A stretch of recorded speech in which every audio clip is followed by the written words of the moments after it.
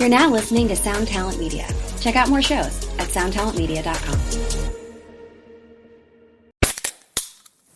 Hey, what's up, everyone? I'm Matt Migaki, the vocalist of Cryptopsy and the host of the Vox and Hops Metal Podcast, where I sit down with fellow metal musicians. We talk all about their lives and music while sharing killer craft beers. If you've ever wanted to sneak backstage and share a beer with one of your favorite musicians, well, Vox and Hops is the podcast for you. This week on the podcast, I dropped a killer episode with Johannes Ekström of Avatar. There is this episode and over 440 other ones to help you enjoy life, metal, and craft beer. So what are you waiting for? It's time to become a Vox and Hops head. Cheers! This episode is, of course, brought to you by one of my very favorite companies, and you should know them by now. You should have some in your life. Sinusoid. I want to talk to you about what they like to call their Flex Special of the week.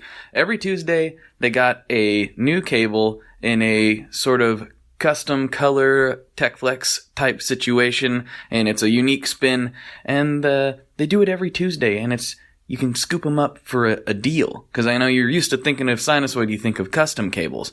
These are pre-made, they're done, they pre-select them, they always look awesome, and you can get them for a little discount, so watch for them, their Flex specials that come out on Tuesday, and, treat yourself. This episode is also brought to you by the fine, wonderful family over at Fuzzrocious Pedals. And I know we've hinted at it for a while, but things are finally moving in the right direction. Well, they're speeding along, shall we say. There might be another project in the works. Another Tone Mob exclusive pedal project coming out very, very soon. If everything falls into place the way we want. And yeah, it's with Fuzzrocious. So I'm really excited about this. It's been coming for a long time. Best way to stay up on it is to stay glued to either of our emails. Go to the Fuzzrocious newsletter, the Tone Mob newsletter. That's who's gonna get first crack at it. So go over there and subscribe. And yeah, you'll be glad you did. I'm certain of it.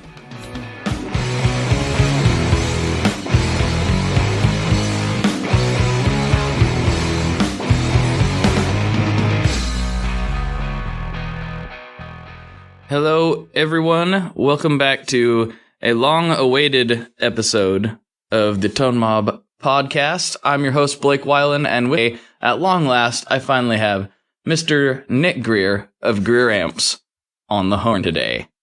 How you doing, buddy? I'm here. I'm alive and well. I can hear that. You sound vibrant. Like you just got done running down a mountain or something. I am vibrant. I'm like, green as can be. Like a vibrant plant. Oh, yes. So, what if it's a non-green plant? What if it's a flower or something? Well then I'm the most vibrant flower of the bunch right now. And delicate, Yeah, you're a very sensitive man. I am. But how's things going for you today? How's the weather down there in wonderful Athens, not Greece, but Georgia? Yeah, it's pretty good. It's I'm looking out my little slit window here in my office, and it's pretty bright out there. It was like 30-something this morning, but it's warmed up a little bit. So all in all, not a bad day. Not a bad day. I think we just had a little spurt of similar weather the last couple of days, and now we're just back to the gray Portland grind. Nothing like a little seasonal affective disorder to really kick off everything the correct way. You really got to sprinkle that stuff in sparingly, though, Yeah, we kind of... Best in small doses. We kind of just overdose on it for 3-4 months. We just go, here you go. Have some gray. And, I mean, hey, whatever works. I mean, it's just, there's no happy medium around here. It's just gray, and then, like, the most beautiful summers, and then gray. That's basically what happens. But, I hear you. I just realized that you can probably hear my chair squeaking, and it's really annoying. But whatever. Anyways. Well, if people really don't like it, we'll have them email you about it. So I'm sure that they will. Yeah. Someone's sending an email about this. I know it's coming.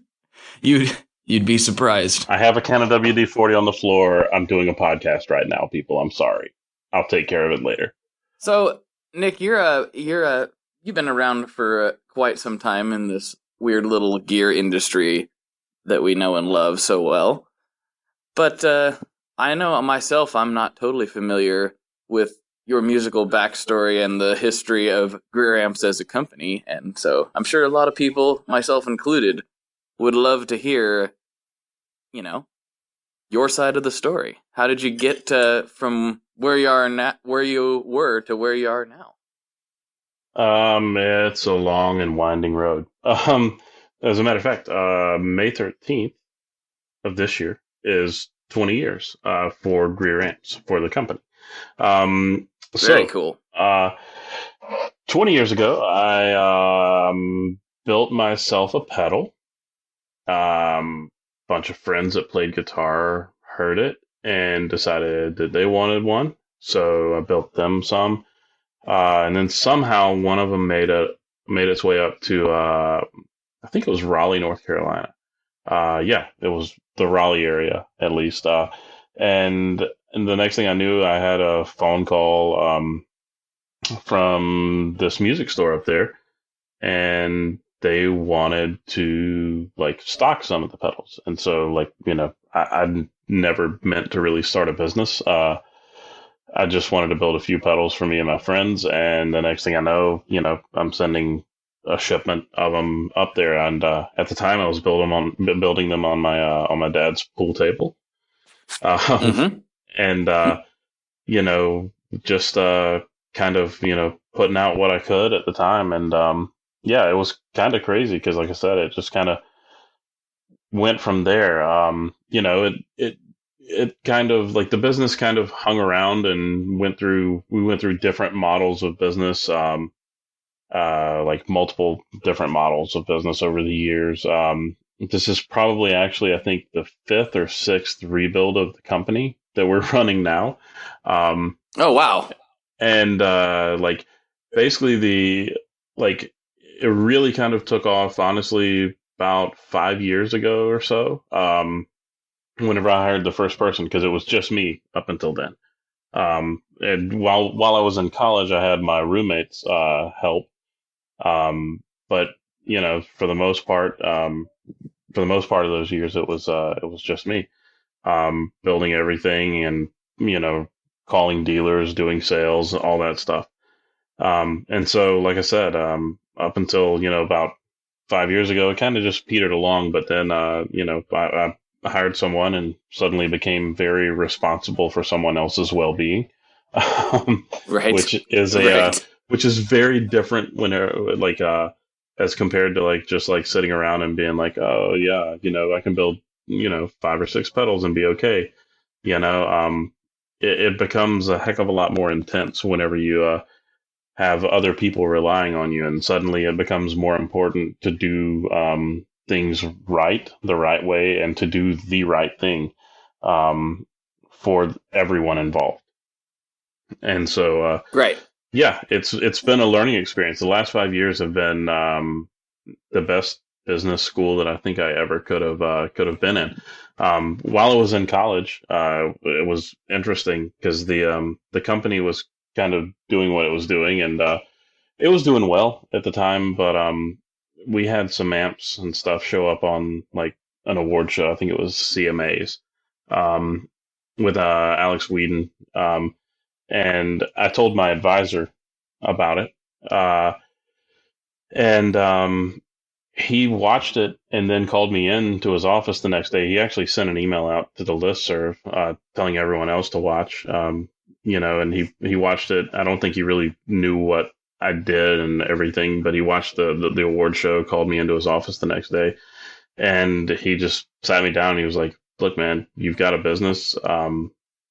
You don't need to be in school." And so I was the first person that he ever advised as a college advisor at the University of Georgia to drop out.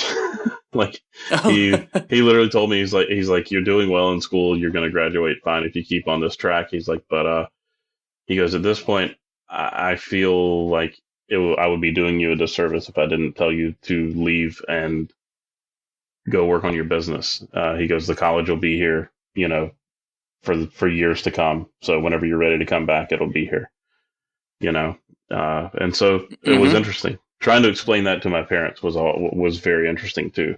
And so, that's what I did. But that was, that was, I don't even know when that was. That was probably, I dropped out of college, I think probably in 2008 or so, maybe. And, worked on it. And then, like I said, 5 years ago or so, it just some things kind of clicked, and suddenly it became very important to grow the business. And I'm glad we have, because Mm-hmm. we've got a really good staff of people working here. You may be able to hear them in the background actually, because my office is right next to the build room. And it's absolutely awesome. I mean, these guys are like family to me. And we do the best we can, and build the best products we can, and then we back them by the best warranty we can put on them. Mm-hmm. So yeah, it's interesting that you're talking about your college experience, because I think I have very opinions on that. Being limited a guy with limited college experience, and never really thought about that path, because like it's just never appealed to me, and I feel like there's been a lot of people that could benefit from having an advisor like you did. It's like it's not for everybody, but Yeah, that narrative was pushed for a long time, and till to a lot of people's detriment, in my opinion. So I a mean, hundred it's kind percent. of awesome that it's awesome that guy was willing to say that. Well, like, the thing is, a lot of people go to college, they get a lot of debt, and then they graduate. And then there's the stark reality of like finding a job in the field in which you went to college, and most people simply don't get a job in their respective field. Um, and so it's kind of one of those things where it's like, I guess that the college experience was helpful in that it gave you some problem solving skills and some social skills. But it really isn't what you're doing on a daily basis, so to speak. I mean, heck, I'm a prime example. My degree was in what I was working on was a degree in classical culture, Greco-Roman studies. So I can tell you all about Pliny the Elder and Pliny the Younger, but at the end of the day, that doesn't really help whenever I'm building a light speed. Are you talking about the craft beer, right? Exactly. Sure. Because I can tell you about those. Yeah, Uh, yeah, but it's one of those things where, like I said, the Greco-Roman studies doesn't really come into play in the electronics world. And so what started on my father's pool table, you know, it kind of had this natural progression that kind of paralleled my college career, um, mm-hmm. in which I learned how to engineer these things, and how to actually like make circuits run properly and design circuits that will run properly and stuff like that, and how to manipulate different things and everything like that. I did a couple of internships, but they were very minimal internships, and those internships taught me just enough to kind of be dangerous. And then I got to go and sit at home and play around with stuff with a soldering iron until I figured out what made different things happen circuit wise, and from there, just kind of took off. So what was the first kind of Greer Amps circuit, so to speak? Like, what was your first pedal? Our, Actually, I think I know the answer to this, but our first I'll let you pedal say it. was the Black Fuzz, and the Black Fuzz was based on an electro distortion, um, which is a very simple single transistor drive slash boost slash it has a little bit of a fuzziness to it. So it's not like a traditional fuzz, like a fuzz face or anything like that. What it sounds Mm-hmm. like is like with enough circuit manipulation, you can kind of make those circuits sound completely different just by changing a couple of parts on those circuits. And so that taught me a lot, actually, because I began kind of tweaking some things because what I wanted to do was get it to a place where it sounded like my blackface bassman with a little bit of fuzz tacked on top if it was cranked, you know. Mm. And Okay. so Okay. that's where the black fuzz came from. And so that was the first product, I guess, that you could say was out in the wild. And we reissued it a couple of years back. And they're still just as fun as they ever were. Very cool. Is that the one that kind of got picked up in Raleigh, or was that Yeah, something else? it was that one. And then after that, we followed it up with the Sonic Boom, which was just a single transistor booster. Um, but the Black Fuzz was what kind of, I guess, started things into the business area, the business side of things, I suppose. Mm-hmm. So I first became aware of your stuff when you'd actually been around for quite a while, but my first introduction was the Lightspeed, which I still have and love. But I've noticed all your dirt pedals have and we talked about this at NAMM briefly. I think they have the breakup characteristic is always like it's got a lot of top end, but not so much that it gets fizzy and weird. And they all have kind of this similar, not that they sound the same, but they all have this pleasing top end to them, to my ears. And I'm like, I don't know if I'm the only one that's mentioned that or not, but I really like how all your dirt pedals break up. They please me. Awesome. Well, we're aiming to please, so I'm happy that that's the case. Yeah. As far as the design of all the dirt pedals, and part of the reason why we build so many is because there are so many different ways to manipulate drive circuits. But part of like my design, I guess, ideology, theory, whatever you want to call it, is that I started everything off like with a pedal, but I was actually repairing amps at the time. So everything that I kind of that I kind of did, I was doing while kind of thinking in my head about amps, you know. So I was doing a lot of repair for a local music store down in South Georgia, and while doing all like the repairs and stuff, I'd hear the nuances of these different amp circuits. And so I tried to incorporate that kind of thing into the drive sounds that we do. So, you know, um, amps tend to soften up a little bit on the top end whenever they get overdriven, especially a good tube amp does. Solid state ones are kind of different. But they kind of soften up a little bit and do some different things, especially on that top end. And That's one of the big things that I wanted to put into our sound, because as much as we have a logo, the most marketable thing that we have is the sound.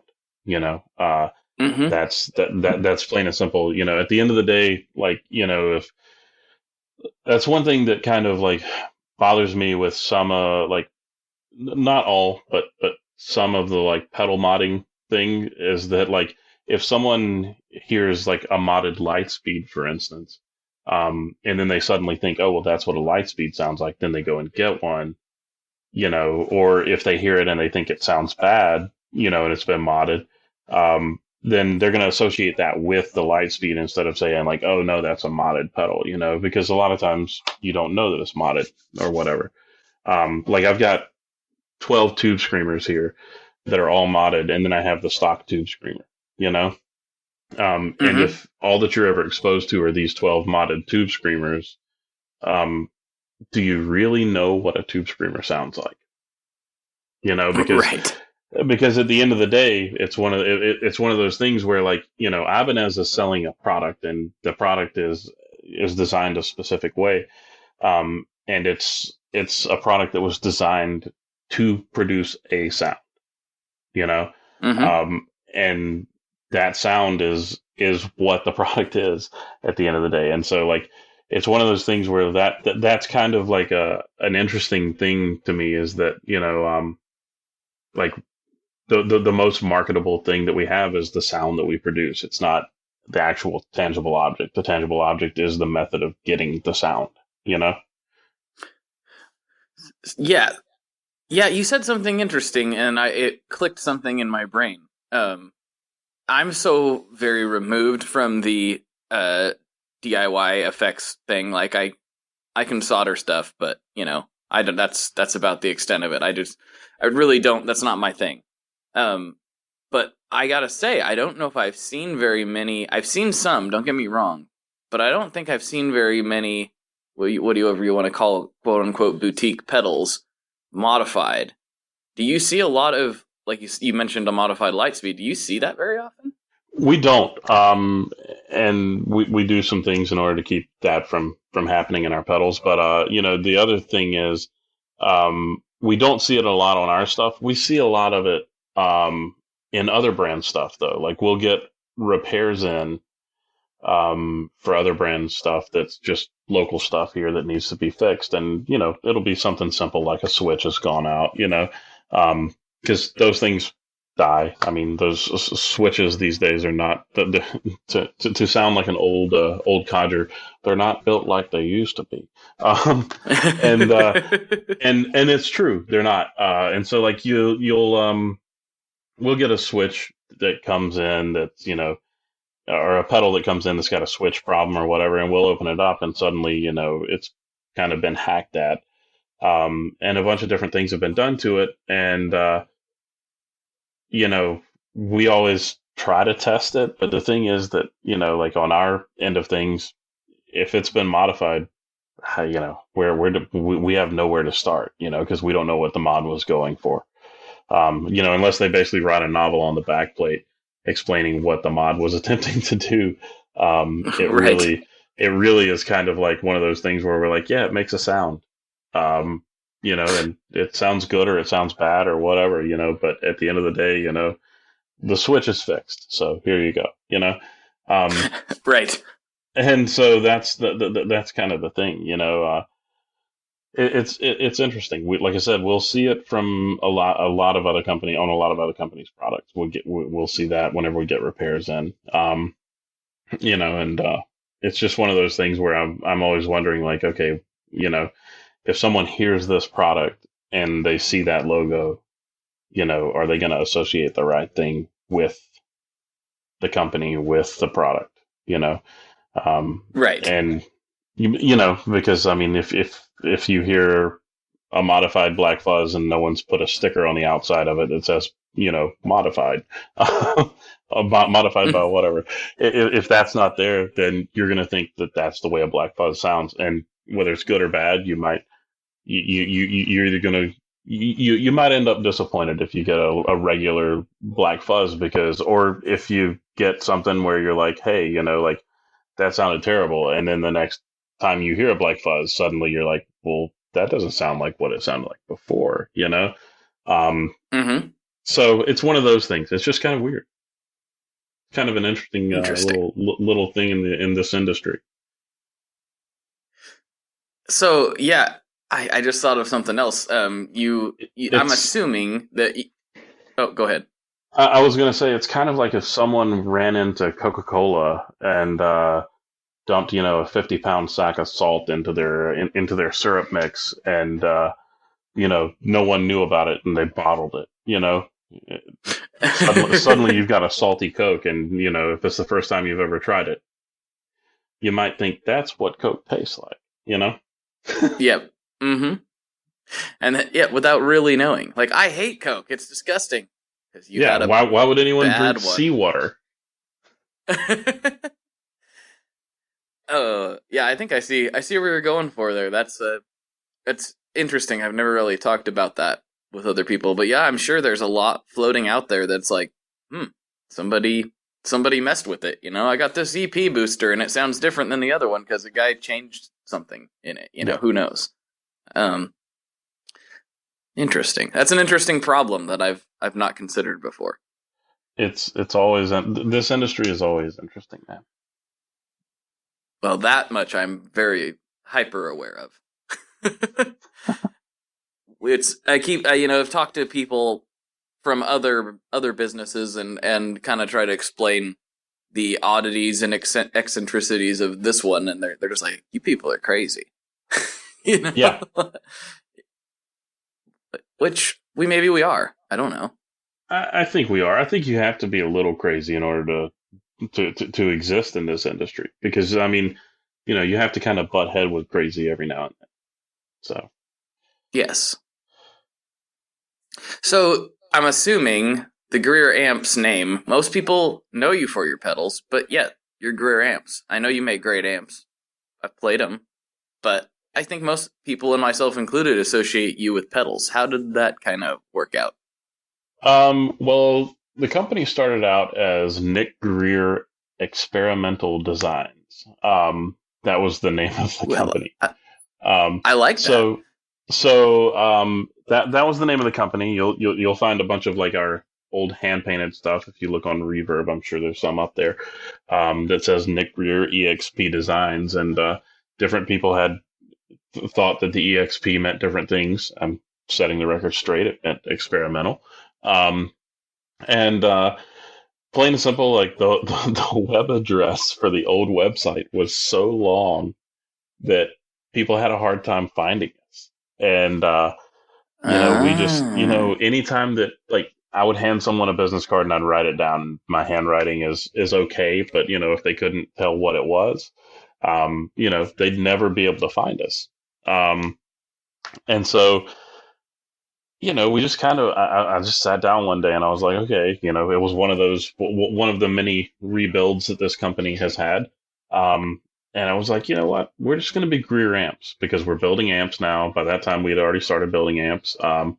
And we were actually selling them under the Nick Greer Experimental Design names. But like, I was like, I'm rebuilding the company. I have the opportunity to rebrand. I can make it a little bit easier and a little bit simpler for people to find us. And so I just registered the name as Greer Amps, and we kind of went from there. I see. So can we talk about some of those rebuilds? I find that stuff to be very interesting. Like what did those look like? You said 5 or 6 times. Can you talk about any of that and the reasons and why and how? It was product line changes, crazy life experience changes. At one point, one of the rebuilds was actually kind of due to a divorce. Okay. And it was that kind of a thing where like there were many different factors that had different impacts on me personally and the business. And it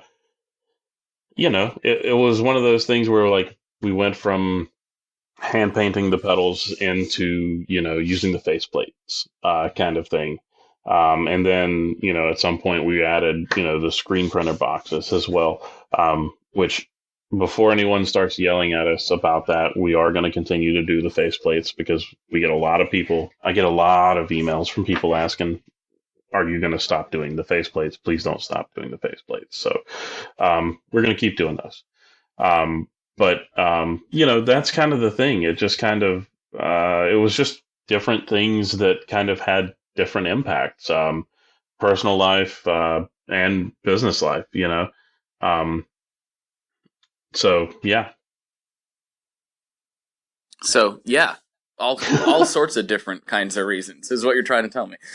Yeah, there were multiple reasons. Like I said, like some of it was product line related. Some of it was a business model change. For years, we didn't sell direct on the website. And after we actually, became aware of the ability to track users on our website, we realized that, we were not capturing the quantity of sales that we could have been because our dealer network was super small at the time.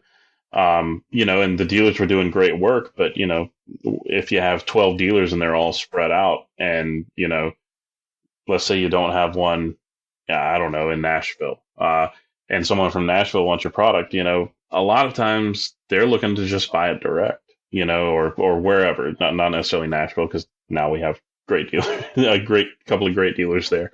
But, like there are a lot of people that just want to buy direct. And so like one of the rebuilds was the just the shift to okay, we're gonna have dealers, and we're gonna have the website where you can purchase direct from us.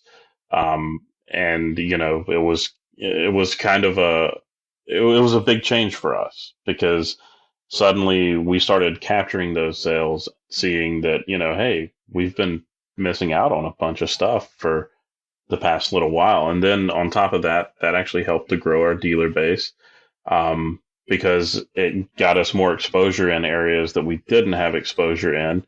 And people would, take the pedals in to music stores and show them off to their friends that work there.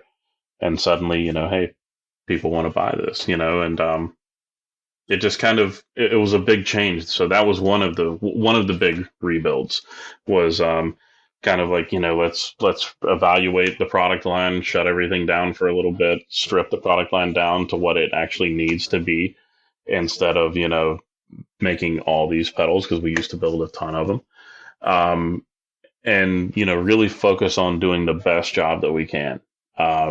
Instead of doing an okay job at 35 pedals, let's do the best job that we can at 15 or 20, kind of thing. Mm-hmm.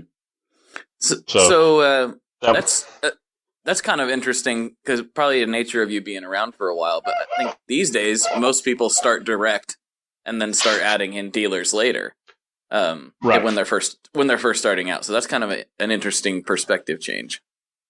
Yeah, and like in '98, whenever I started the company and we had our website, programming a shopping cart for a website was a task. Yes, it involved a lot of HTML, and that HTML broke pretty regularly.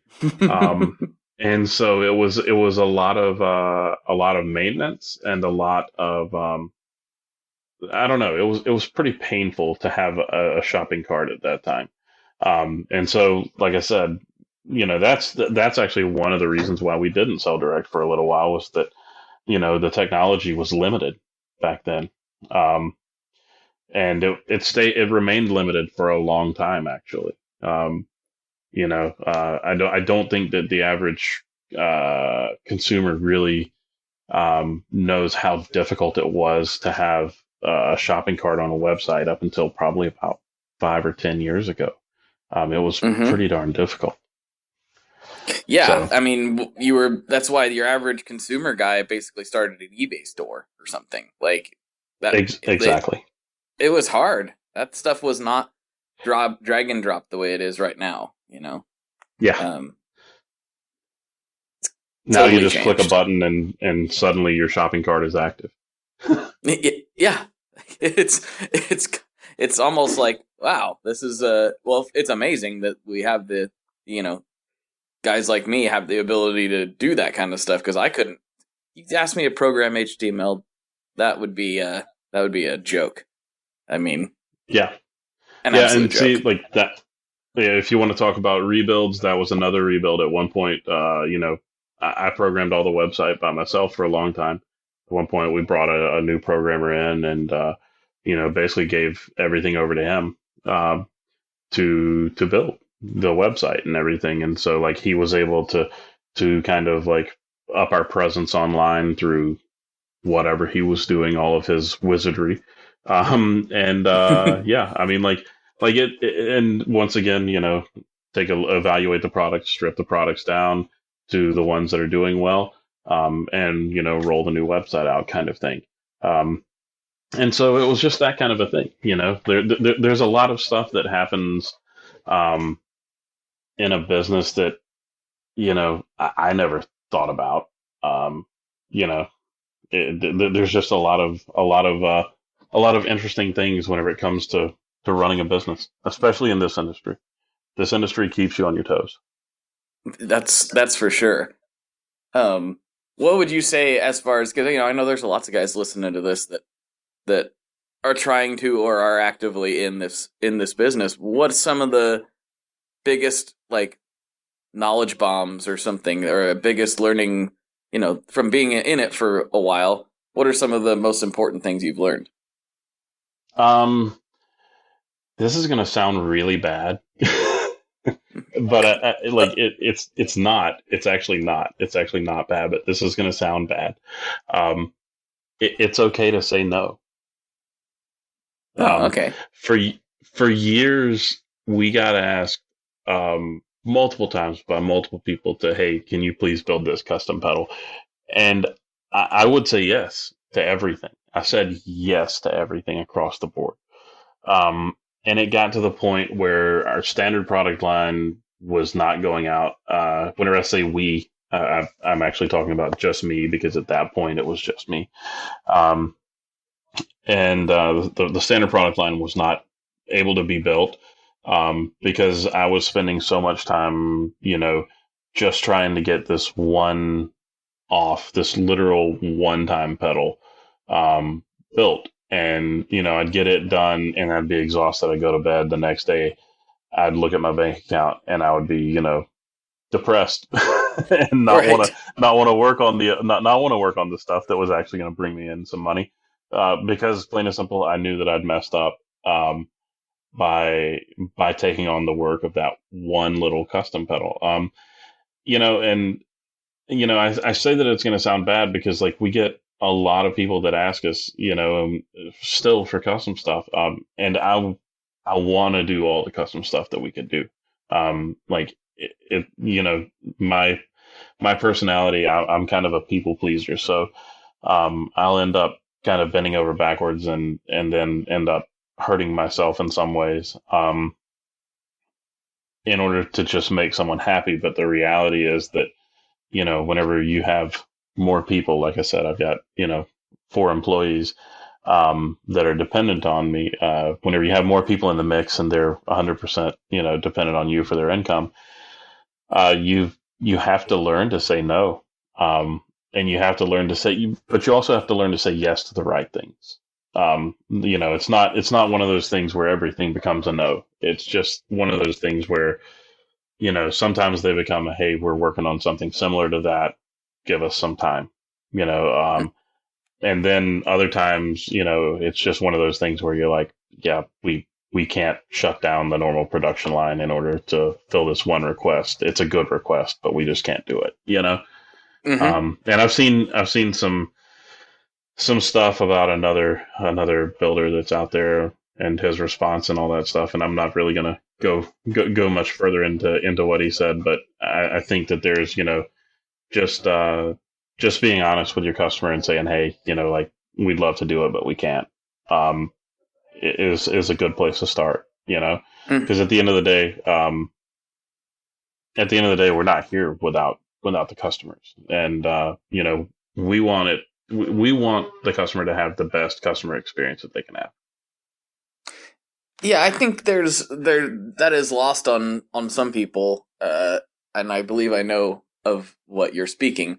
But the there's a respectful way to do it. You know what I mean? And believe Right. me, I understand how frustrating that stuff can be sometimes. Not necessarily the request for custom stuff, but just yeah, I sometimes get laundry lists of questions. Um, and Yeah. that's fine. That's what I'm here for. I'm here to help. But at there was a particular individual that it was just like an ongoing thing every basically every couple 3-4 days in the beginning. I was getting asked how to set his amp for different sounds, and I finally just kind of had to. I would tell him, give him my 2 cents, and it was fine. I like helping people, but at the end of the day, I was like, you really just kind of need to tweak the knobs and find out. Like, I can't tell you what you're hearing. I'm not even there. Yeah. You know. Yeah. Uh, And the thing is that tone's all in your head. mm, It's a lot of people say it's in your fingers. It's actually in your head because it comes down to what you hear. Um, at the end of the day, we all hear things differently. Like I get a lot of questions from people asking like, hey, how do I get this sound with this pedal? Um, and the honest truth is that I can kind of point you in a direction, but you're going to hear things different than I hear them. And at the end of the day, you've got to kind of mess around with the knobs and see where you can get it to go. Um, And that's just the practicalities of it, and the reality of it is that we all hear things differently. And if it were my pedal with my amp and my guitar and my hands, this is the setting that I would start with. But that might not work for you, you know? Well, yeah, and then that's the room you're in, and then like your physical, like you said, it's in your head. Your physical body, the way that those sound waves strike your bones and vibrate up is different Yep. because like you're obviously like way taller and bigger than I am. I'm a little dude. I guarantee you that factors in to some degree, especially in different locations. You know? Oh yeah. Well, I mean, I really like Warren Haynes' tone. I don't think that Warren Haynes' tone would be quite where he sets it if he was like 150 pounds. Right. I You know, agree with that. Yes. I'm not bagging on him by any means. But he has big man tone, and that's not a bad thing. It actually is an amazing thing. Warren Haynes' tone is one of my favorites. And at the end of the day, I think if he was, like I said, 150 pound, little skinny guy, it would be a completely different setting that he would choose on his amps and his pedals and everything else. Um, and I think it's just because, plain and simple, he'd hear things differently. Mm-hmm.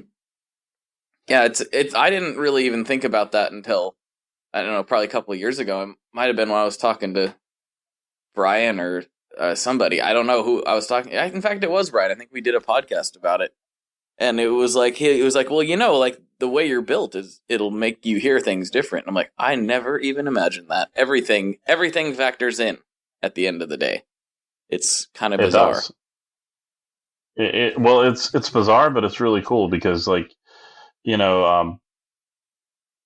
it's one of those things where it's something that truly does make us all unique. There's a lot of things in this world that are marketed as, buy this and you'll be unique. No, the reality is that the thing that makes you unique is how you're made, how you are made. And at the end of the day, like, I mean, tone is one of those things that is pretty darn unique to each individual person, because even if you're trying to cop someone else's tone, the way that you hear Eddie Van Halen's tone and the way that Eddie Van Halen hears it and the way that another person hears it, those are those are three different pictures.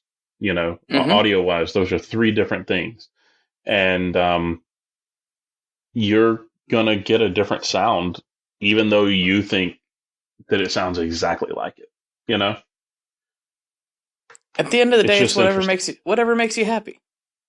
Yeah, Do exactly. you strum that chord and it's like, then you did it right. You know what I mean? Yeah, like, if you strummed it and it makes you sad, then stop it. unless you're trying to make it you sad, like some sort of Robert, Cure type situation. Yeah, I don't know. if you're trying to do that, you got to have a little bit of joy over actually achieving the sadness, right? So I mean, you're still happy. Boom! Look at that. Exactly. Oh man! I never dreamed that we'd get so deep, talking about feelings and stuff. Yeah, feelings. Yeah, we all have them. It's weird. We don't talk about them enough. No, I don't have any feelings. I'm a neutral individual. You do. I'm very stoic. Yeah. Okay. Sure. No, I get worked up. Those are the people that. I was about to say, the people that claim that are usually the ones that get the most worked up. Oh, I get worked up. I mean, I've been worked up on this show more than a time or two. It's usually when somebody has a opinion about food that I disagree with, I get real worked up about it.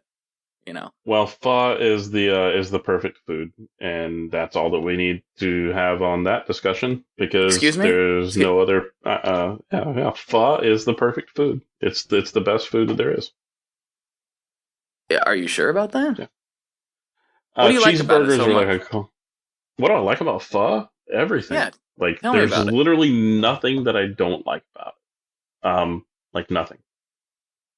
Do you have a special variety that you like the best?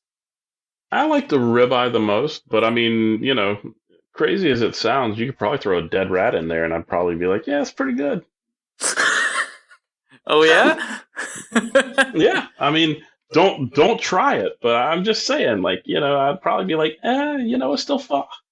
Um, when it's like like on the hierarchy of foods, for me at least, it goes pho number one, cheeseburgers number two, and immediately behind cheeseburgers, if not possibly like edging up on cheeseburgers, are tacos.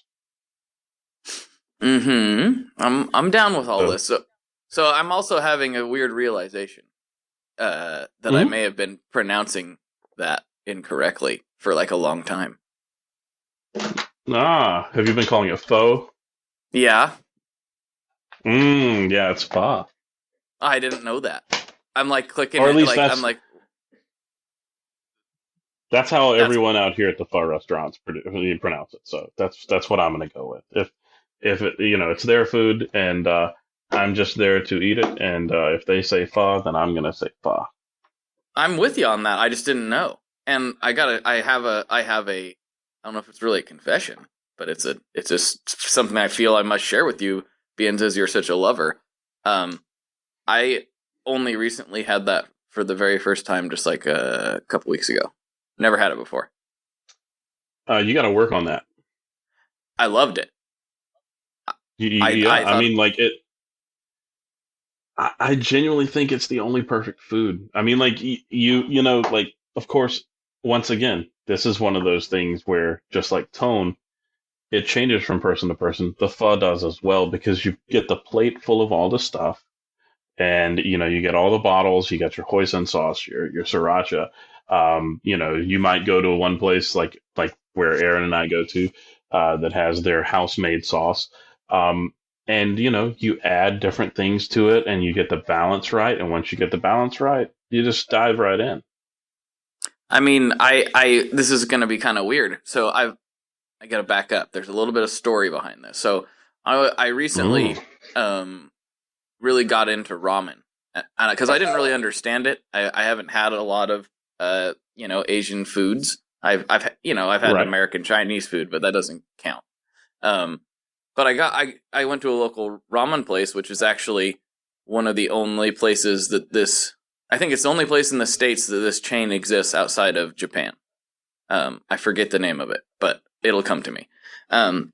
And I fell in love with ramen. Like on the first bite, I was like, I get it now. I understand.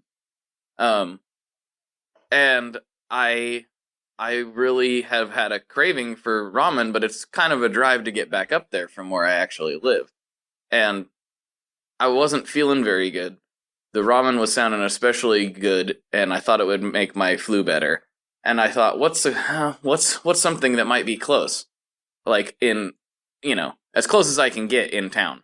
And it was, I thought, there's a pretty well regarded pho place, but I was calling it pho because I didn't know. And Hmm.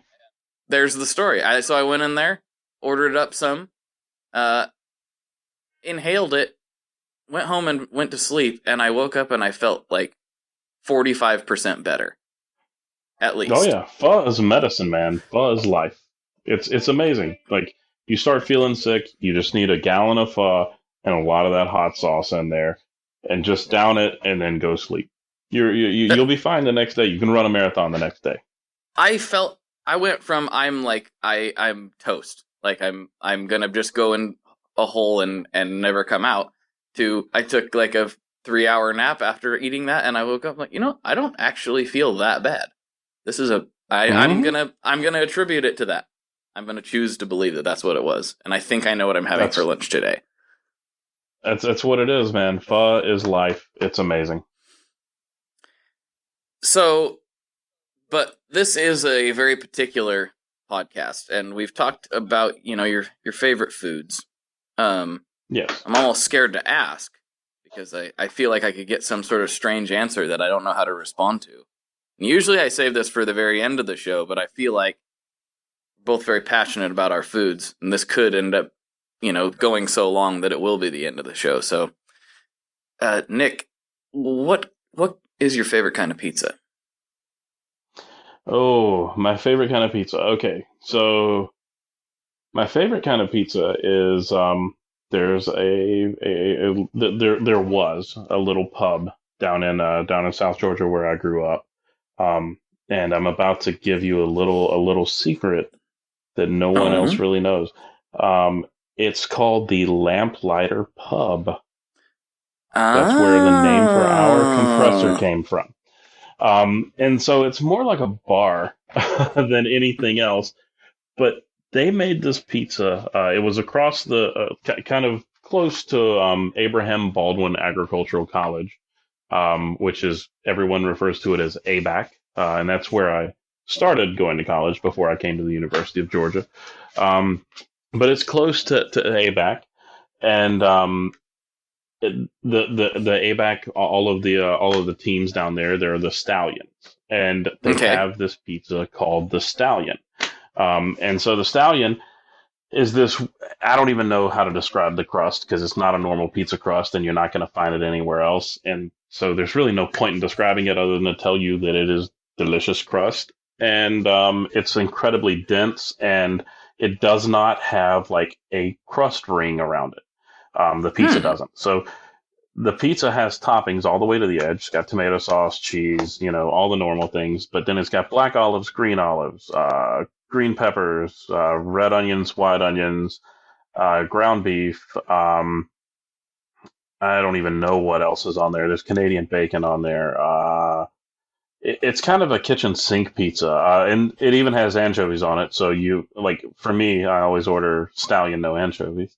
Um, but that's my favorite pizza. It's just kind of got everything on there. But the sad thing is, like, if you order a Supreme from someone else, it just doesn't stack up to that pizza. And that pizza is like, if I could go back in time, I'd buy like 100 of them, have them not cook them, and then put them into some kind of permanent frozen state where I could go and pull from them and cook Are them they myself. are they not around anymore? I think you said used to, or you just because you don't live They down there. are the Lamplighter Pub is still there. It's changed ownership, and I hear that the pizza has changed. And if it has, then that makes me very, very sad because, um, like it was the only like really like top shelf, top tier pizza, and honestly it wasn't like I say it's top shelf and top tier. It was probably something, the crust was probably something that was pre-made. I don't care. It was great. It was perfect. In all of its imperfections, it was perfect. Um, at the end of the day, it was one of those things where all the flavors and everything just combined.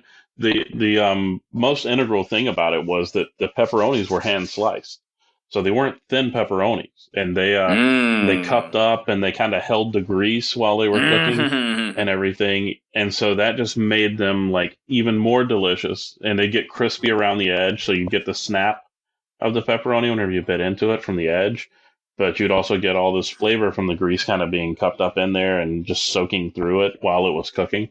Um, yeah, so like it was a hand cut pepperoni and all that stuff, and it was amazing. Hopefully, when next time I go down to visit my parents, hopefully I will find that the pizza is the same, and if not, then I will be very sad, but it'll be okay. Well, I wish you all the best. So I hate to see a good pizza go away. So fingers crossed on that yeah, one. me too, me too, me too.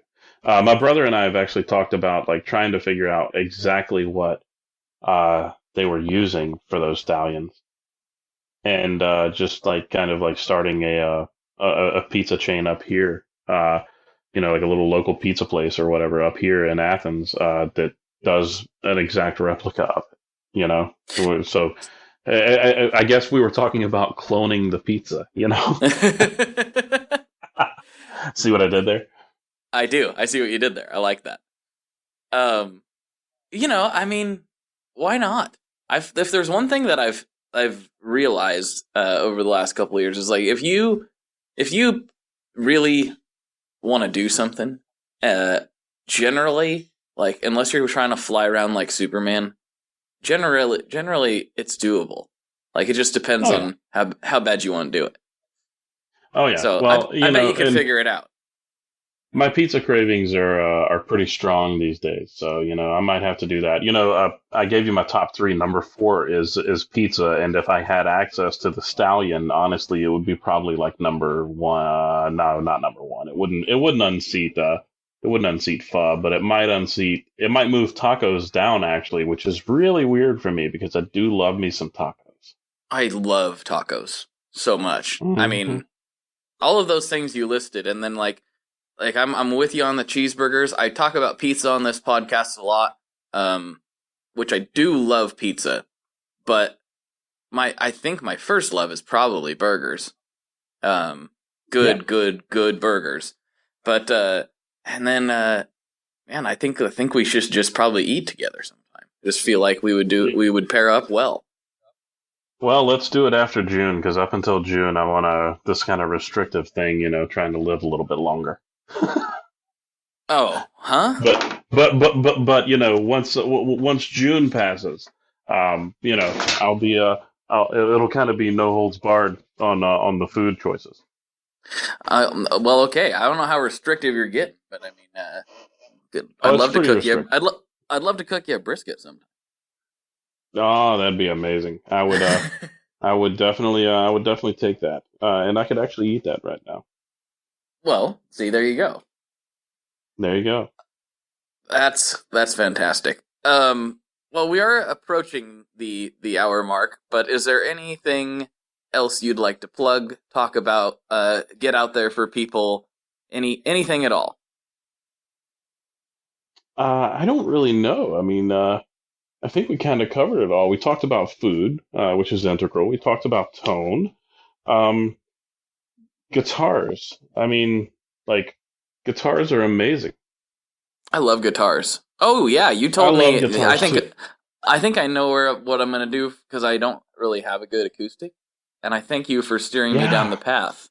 Uh, Oh but yes, Baxendale. He's next door to us. He's like, well, not really next door. He's like 5 doors away. He's right across the parking lot from us.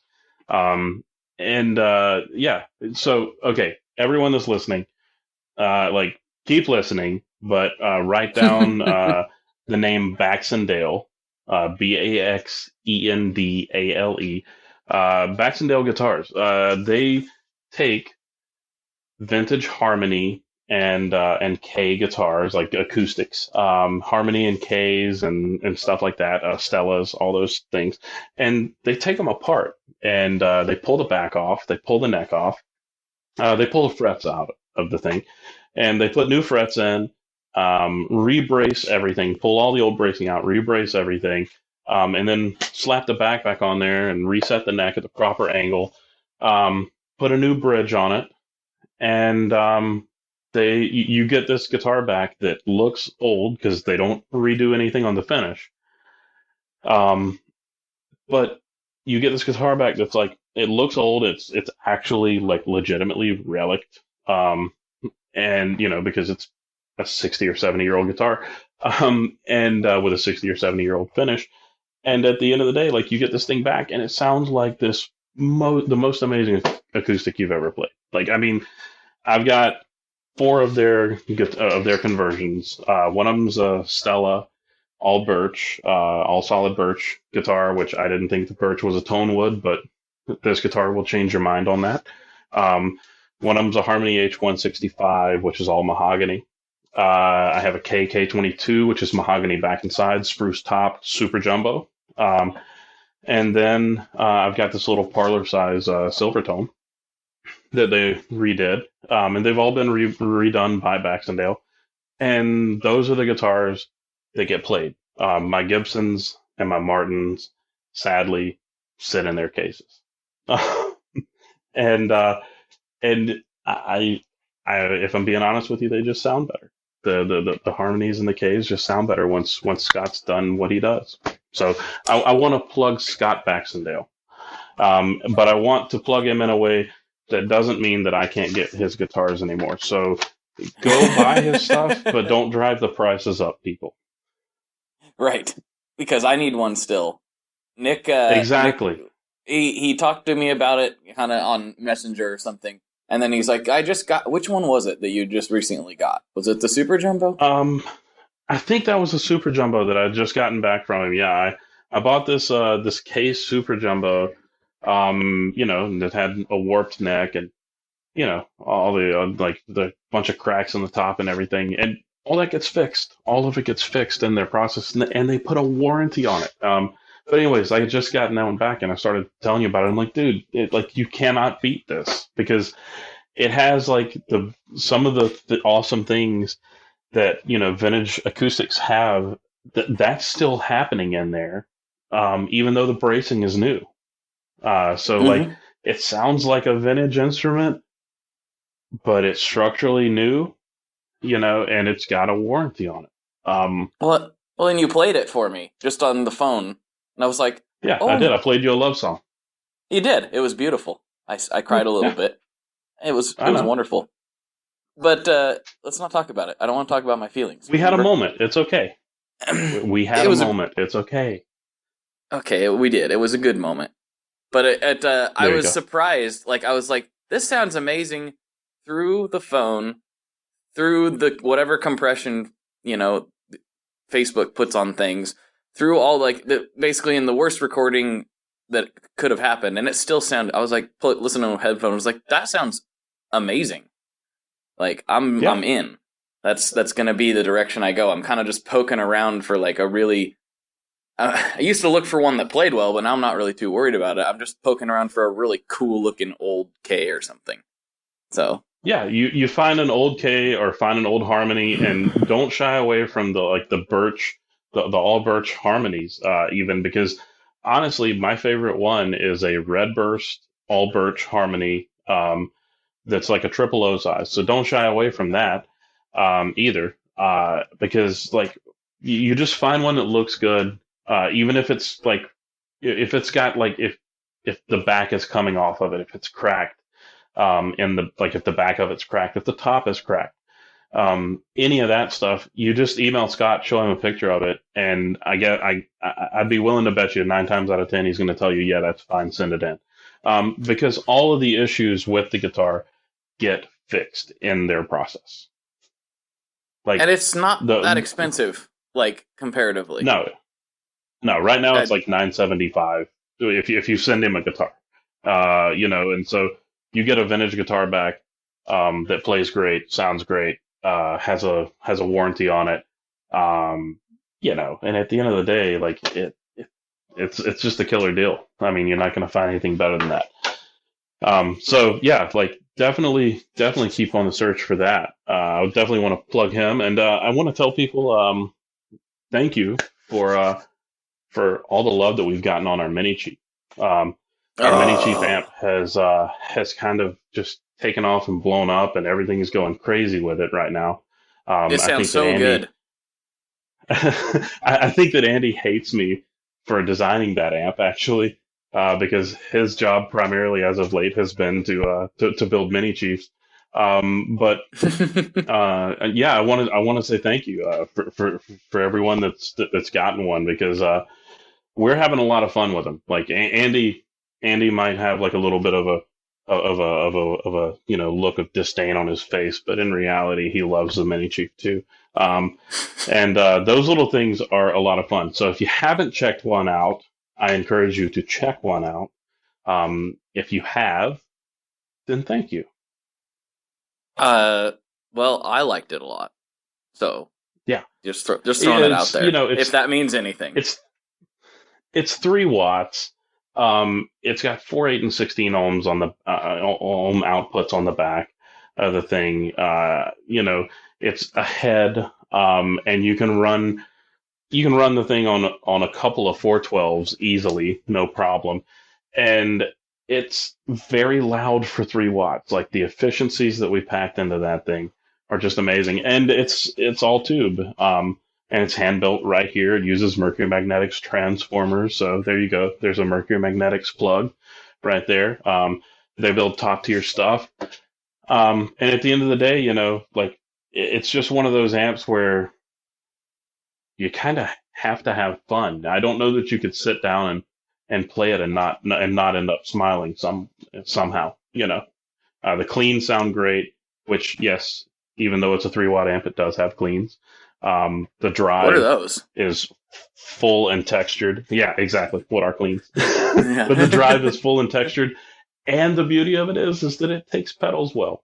So, yeah, I want to plug the Mini Chief and also check out our Tomahawk. And, of course, the Lightspeed.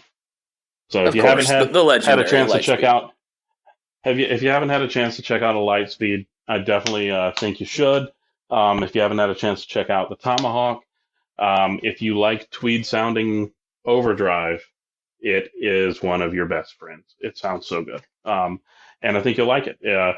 One thing to note on our products, they're all sensitive, just like me. So if you turn the volume control down on your guitar, you're going to get less drive. If you crank it up, you're going to get more grit. And so they're built to behave and act like amps. All the pedals are. And so, we want you to actually mess around with the knobs on both the pedal and the guitar so that you can see what that does, as well as your pick dynamics, because we build everything to do the things that good amps do. The pedals are built to do all those things, just as well as the amps do. Beautiful. Well, that was a good pluggage at the end. Where can everybody find you on the interwebs in your various places? You can find me at GreerAmps.com. On Instagram, follow us at Greer Amps. On Facebook, we're a little bit different. We're Greer Amplification. And that's because someone else decided to be Greer Amps for a little bit, and we had to shut that down. And on Twitter, we're kind of on Twitter, but not really. We don't really pay that much attention to it, just because it's one of those platforms that I've never really gotten into myself, and I'm the one that runs the social media accounts most of the time. Sometimes we have some help with that. But on Twitter, we're at Greer Amps. So there you go. The only one that's different is Facebook. Like I said, Greer Amplification on Facebook. And if you guys want, Nick's in the Facebook group, and guess what? Unlike some people, he responds. It's wonderful. So I do. You just have to tag me, because if you don't tag me, then I don't see it, because I don't have time to go around and check all the groups. I want to, but I just don't have the time to do it. But if you tag me and ask me a question, or if you tag me and throw me an insult, feel free to tag me. Whatever. Whatever you got, I'll take the heat. But yeah, like we're even though you are sensitive, and I am sensitive, just like my pedals and my amps. Very sensitive man. I like it. So there you go. But yeah, I'm definitely in the group, and I'm open for some conversation. So all right, let's do this. I'm glad we did it. 2 years in the making? Yeah, it's or something like this that. This has been 2 years in the making. Hopefully it was as good for you as it was for me. It was wonderful. I'm hungry. Well, there you go. I'm always, we come full circle. I'm always aiming to please. You've done it. You've done it yet again. There you go. Thanks for coming on, Nick. I really appreciate it. All right. Thanks for having me. All right. Talk to you later. For Nick Greer, this is Blake, and as always, folks, good luck and good tones. All right, folks. Thank you so much for tuning in. I know this one, I've been teasing it for years. I remember the first time Nick and I talked, and we were so excited to do the podcast back in 2015, and you wouldn't believe it. I couldn't even make up the story of how many things went wrong to prevent that from happening. But it finally did, and I'm excited to have that one in the can and out for all you beautiful people to hopefully enjoy. If you need anything from me, feel free to reach out. The Tone Mob on Instagram, the Facebook group. If you search The Tone Mob on Facebook, you should find the group, and we're all in there hanging out, having a good old time. Or if you just need to contact me directly, info@tonemob.com. We'll have a little chit-chat. And let's see, what other house cleaning do we need to do? Yes. Ed is working away at the Kyber pre-orders. So thank you to everyone who got involved in that. If you want to stay abreast of of kind of where those are, you can feel free to message me or email me. That's cool. But the quickest way would be just to check out Ed's Instagram. He's been doing a good job at keeping everybody informed as to the production status on production. I can't talk. Production status on all that stuff. So he's got metal back from the powder coater, and things are definitely moving forward on that front. So again, thank you for listening. Hope to talk to you next week. Bye. One last thing before we totally sign off here. I just want to remind you that if you do any shopping at Stringjoy, that's Stringjoy guitar strings made in Nashville, that will help me out as well. As I've said for years, I'm heavily involved in that company, and I really do think they're making the best products on the market. So if you would like to try custom strings, go to tonemob.com/stringjoy and check them out today. I seriously love what the team down there is doing. I help them out with all kinds of things, and by you supporting them, you are also supporting me as well. And hey, you need some strings, so why not get some custom strings just for your guitar and playing style? Again, the link for that is tonemob.com/stringjoy, and that will take you right to their website, and you can do all your shopping through there, and that will help everyone involved out. So thank you very much. Talk to you next time. We are brought to you by the wonderful folks at Gun Street Wiring Shop. Yes, Gun Street Wiring Shop. I've talked about them before. I used to say based out of Bend, Oregon, but guess what? Sean moved to my neck of the woods. Sean's in Portland. Sean is awesome and has helped me with a bunch of stuff lately. And if you have wiring needs for your guitar, he can help you too. If you want to get weird with it, he can get weird. If you just need to spruce things up a little bit, there's your guy. He takes all the guesswork out of doing your guitar wiring, and he makes it simple, and his customer service is top-notch, and I can't say enough good things about Gun Street as a company. I really respect Sean and what he's all about, and the product is top-notch. I've got 3 different guitars that now have Gun Street harnesses in them, and I could not be happier. So go to gunstreetwiringshop.com and check them out.